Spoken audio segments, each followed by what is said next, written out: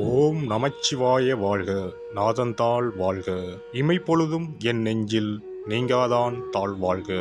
வாழ்க வளமுடன். அனைவருக்கும் இனிய வணக்கங்கள். சூரியன் மகரம் ராசியில் சஞ்சரிப்பது தை மாதம் என்று அழைக்கப்படுகிறது.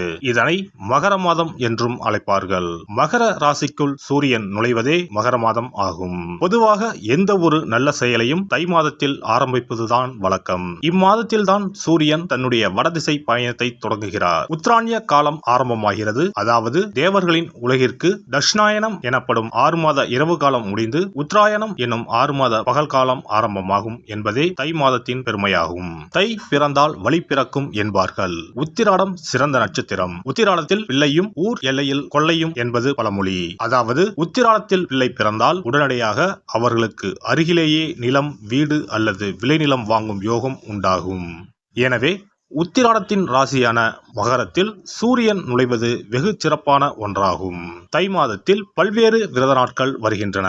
அவை தை வெள்ளி, தை அமாவாசை, தைப்பூசம், ரத சப்தமி, பீஷ்ம அஷ்டமி என பல்வேறு சிறப்பு வாய்ந்த நாட்கள் தை மாதத்தில் வருகின்றன. பல்வேறு சிறப்புகள் கொண்ட இந்த சீர்மிகு தை மாதத்தில் உங்கள் ராசிக்கான பலன்கள் என்ன என்பதனை அறிந்து கொள்வோம். தை மாத கிரக நிலைகளை பார்க்கும்போது சுக்கிர பகவான் விருச்சிகம், தனுசு, மகர ராசியில் பயணம் செய்கிறார். புதன் மற்றும் செவ்வாய் பகவான் தனுசு மற்றும் மகர ராசியில் சஞ்சாரம் செய்கின்றனர். சூரிய பகவான் மகர ராசியில் 29 நாட்கள் சஞ்சாரம் செய்கிறார். கும்ப ராசியில் சனி பகவானும், மேச ராசியில் குருவும், மீன ராசியில் ராகுவும், கன்னி ராசியில் கேது பகவானும் பயணம் செய்கின்றனர். சந்திர பகவான் சதயம் நட்சத்திரம் 4ஆம் பாதம் கும்ப ராசியில் இருப்பதன் மூலம் இந்த சீர்மிகு தை மாதம் ஆரம்பம் ஆகிறது. இந்த கிரக அமைப்பால் உங்கள் வாழ்வில் இப்படியும் நடக்குமா என வாயை பிளக்கும் அளவுக்கு நன்மைகள் நடைபெற உள்ளன. உங்களின் வளர்ச்சியை கண்டு நீங்கள் கடவுளாக பார்க்கும் உறவு ஒன்று உங்களுக்கு எதிரியாக வர வாய்ப்புண்டு.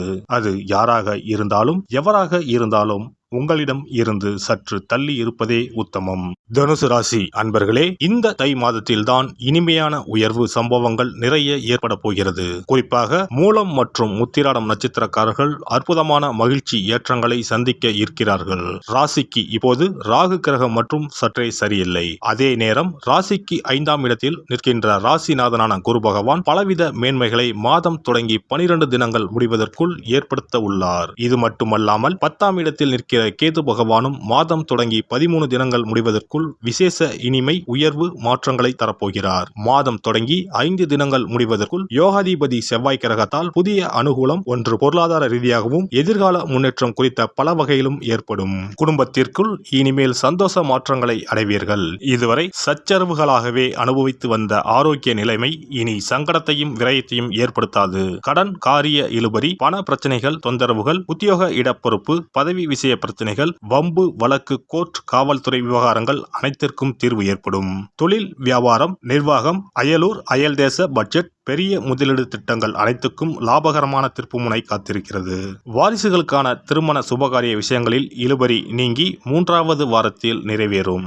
இம்மாத 1, 4, 12, 13, 25, 29, 31வது நாட்களிலும் திங்கள், செவ்வாய் மற்றும் வெள்ளிக்கிழமைகளிலும் எதிர்பாராத அதிர்ஷ்டங்கள், பணம், பொருள் வரவுகள், ஆடை ஆபரண சேர்க்கைகள், சொத்து பத்து, வாகன விஷய முன்னேற்றங்கள் என்று காத்துள்ள மாதம் இந்த தை மாதம். மிதுன ராசிக்காரர்களால் அனுகூலங்கள் உண்டாகப் போகின்ற மாதமாக இந்த தை மாதம் அமையும். பெண்களுக்கு பெண்கள் கணவனிடத்தில் மனம் விட்டு பேசுவதன் மூலம் புரிதல் அதிகரிக்கும். உடல் ஆரோக்கியம் சீராக இருக்கும். ஆன்மீக பயணங்கள் குறித்த சிந்தனைகள் அதிகரிக்கும். பேச்சுக்களில் இருந்த தடுமாற்றங்கள் குறையும். புதிய காதணி சார்ந்த விஷயங்களில் ஆர்வம் ஏற்படும்.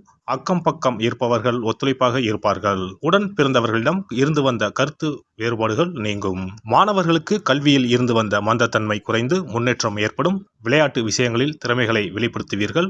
ஆசிரியர்களின் ஆலோசனைகள் மனதளவில் மாற்றத்தை ஏற்படுத்தும். உத்தியோகஸ்தர்களுக்கு உத்தியோக பணிகளில் குறித்த நேரத்தில் பணிகளை செய்து முடிப்பீர்கள்.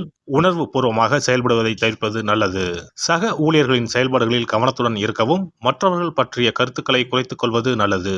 சிறு சிறு வதந்திகளுக்கு முற்றுப்புள்ளி வைப்பீர்கள். பணியில் எதிர்பார்த்த மாற்றம் சாதகமாக அமையும். வியாபாரிகளுக்கு வியாபார பணிகளில் இருந்து வந்த தடைகள் விலகும். கூட்டாளிகளின் ஒத்துழைப்பு திருப்தியை ஏற்படுத்தும். தொழில் விருத்திக்கான முயற்சிகள் கைகூடும். போட்டிகளின் மூலம் புதிய அனுபவத்தையும் சந்தையின் நிலைத்தன்மையும் புரிந்து கொள்வீர்கள். கொடுக்கல் வாங்கலில் விவேகம் வேண்டும். கால்நடை குறித்த சிந்தனைகள் அதிகரிக்கும். நீர்ப்பாசன வசதிகளை மேம்படுத்திக் கொள்வீர்கள். கலைஞர்களுக்கு கலை சார்ந்த துறைகளில் புதிய முயற்சிகளுக்கு உண்டான மதிப்பும் பாராட்டும் கிடைக்கும். எதிர்பார்த்து இருந்த ஒப்பந்தங்கள் கைகூடும். ரசிகர்களின் ஆதரவு புதிய நம்பிக்கையை ஏற்படுத்தும். வெளியூர் பயணங்களின் மூலம் செல்வாக்கும் புதிய அனுபவமும் கிடைக்கப் பெறுவீர்கள். அரசியல்வாதிகள் சூழ்நிலை அறிந்து அனைவரையும் அனுசரித்து நடந்து கொள்ளவும் கட்சி மேலிடத்தில் இருந்து சாதகமான வாய்ப்புகள் கிடைக்கும். தன வரவுகளின் மூலம் ஆதாயம் உண்டாகும். அரசு அதிகாரிகளால் செல்வாக்கு மேம்படும். எதிராக இருப்பவர்களை அறிந்து கொள்வீர்கள். தினந்தோறும் விநாயகரை வழிபாடு செய்து வர பொருளாதார பிரச்சனைகள் படிப்படியாக குறையும். இனி தை மாதத்தில் கடைபிடிக்க வேண்டிய முக்கியமான விரதங்கள் என்னென்ன என்பதனை காண்போம். தை மாதத்தில் தைப்பூசம், தை அமாவாசை, ரத சப்தமி போன்ற விழாக்களையும், பைரவ வழிபாடு, வீரபத்திரர் வழிபாடு, தை வெள்ளி வழிபாடு போன்ற வழிபாட்டு முறைகளையும் இம்மாதத்தில் பின்பற்றுகின்றனர். தை கிருத்திகை முருகப்பெருமானுக்கு மிகவும் சிறப்பு வாய்ந்த நாளாகும். கார்த்திகை பெண்களை சிறப்பிக்கும் வண்ணம் கிருத்திகை திருவிழா கொண்டாடப்படுகிறது. ஆண்டுக்கு 3 கார்த்திகை தினங்கள் மிக முக்கியத்துவம் பெறும். அவை தை மாதம் வரும் தை கிருத்திகை, கார்த்திகை மாதம் வரும் பெரிய கிருத்திகை மற்றும் ஆடி மாதத்தில் வரும் ஆடி கிருத்திகை. தை மாதத்தில் வரும் கிருத்திகையில் விரதம் இருந்து முருகப்பெருமானை வணங்கி வழிபாடு செய்தால் நிச்சயம் திருமண தடை நீங்கும். புத்திர பாக்கியம் கிடைக்கும் என்பது ஐதீகம். தை மாதத்தில் வரும் பௌர்ணமியோடு கூடிய பூச நட்சத்திரத்தில் தைப்பூசம் கொண்டாடப்படுகிறது. இந்நாளில் சிவபெருமான் மற்றும் முருக கடவுளுக்கு வழிபாடு நடத்தப்படுகிறது. உமையம்மை வேலவனுக்கு சக்தி வேலை வழங்கிய நாள் தைப்பூசம் என்றும் கருதப்பட்டு வழிபாடு மேற்கொள்ளப்படுகிறது. இந்த தைப்பூச திருவிழா உலகெங்கும் உள்ள தமிழர்களால் சிறப்பாக கொண்டாடப்படுகிறது. தை அமாவாசை.